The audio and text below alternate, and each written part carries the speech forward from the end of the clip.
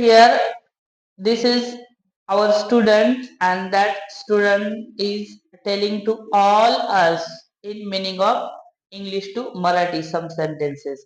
And we have taught yesterday some sentences, and this student is telling to us meaning of English to English, because English is a very important in our life.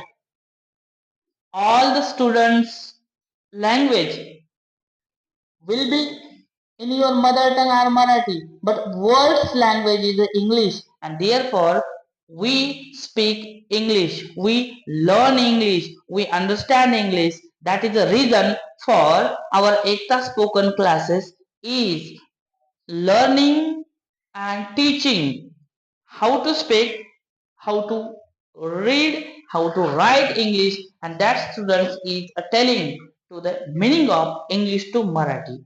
Okay, ready? My name. Ready? Yes. Good. What is your name? My name is Pratham Sudhir Taur. Good.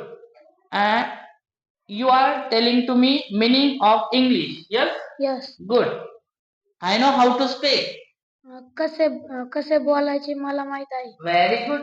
We know how to speak. कसे बोलायचे आम्हाला माहित आहे. Good. You know how to play.